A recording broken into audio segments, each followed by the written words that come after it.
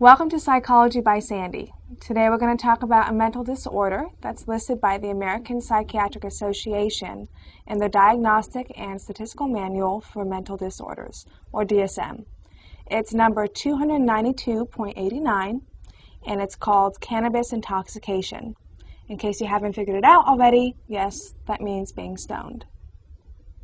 Before I get started, I just want to let you know that this is actually in the Diagnostic and Statistical Manual for Mental Disorders.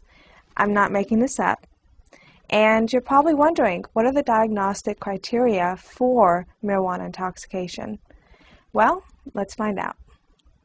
This is listed under Cannabis-Induced Disorders. It's on page 237 of the DSM, and it's insurance number 292.89, cannabis intoxication. And I'm actually going to list the criteria for you for the cannabis intoxication. I'm going to first say the point, and then I'm going to translate any psychological jargon so it's actually normal speech. Diagnostic criteria for 292.89 cannabis intoxication. A. Recent use of cannabis. Okay, so you either just smoked a joint or you had a marijuana brownie, and there's other ways to have marijuana, but I'm not going to really list them because they're a little bit weird. B. Clinically significant maladaptive behavioral or psychological changes, e.g. impaired motor coordination, euphoria, anxiety, sensation of slowed time, impaired judgment, social withdrawal, that develop during or shortly after cannabis use. In other words, you're stoned. C.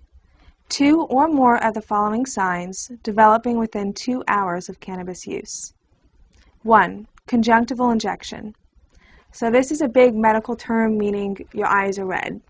That's why we have Visine. 2. Increased appetite. You got the munchies. 3. Dry mouth. So it's basically cotton mouth. 4. Tachycardia. Your heart is beating very fast. D. The symptoms are not due to a general medical condition and are not better accounted for by another mental disorder. So let's say you smoke some marijuana and you're acting stupid. Well, let's say you being stupid would fit you under another medical disorder. Well, that would mean you're probably diagnosed with that instead of the marijuana intoxication disorder.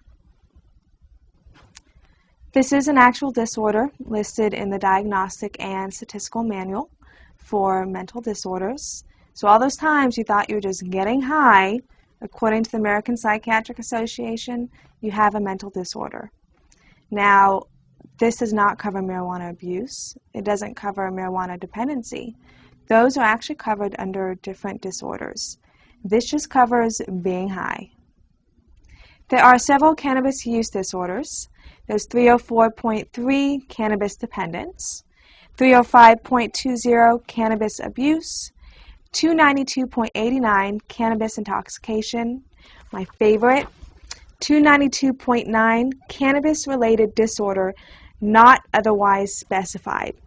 So if it is somehow related to marijuana, but it's not dependency, it's not abuse, and it's not intoxication, then you can fit right here under this. So these numbers I've been telling you, 292.89, cannabis intoxication, for example, these are insurance numbers. And what these are for is the psychiatrist would write it down after your session or after a diagnosis is made, and the insurance agency will not pay unless some sort of diagnosis is given. If you go see a psychiatrist for a session and you have insurance, you're going to get a diagnosis because that's the only way the insurance agency is going to pay. Personally, I don't think marijuana intoxication should be listed as a disorder. I mean, abuse I can understand, dependency I can understand, but it's going to wear off in 2 hours anyway. So that is this week with Psychology by Sandy. I hope you enjoyed it. Please leave any comments if you like. And next week we'll talk about another mental disorder in the Diagnostic and Statistical Manual. Have a nice night.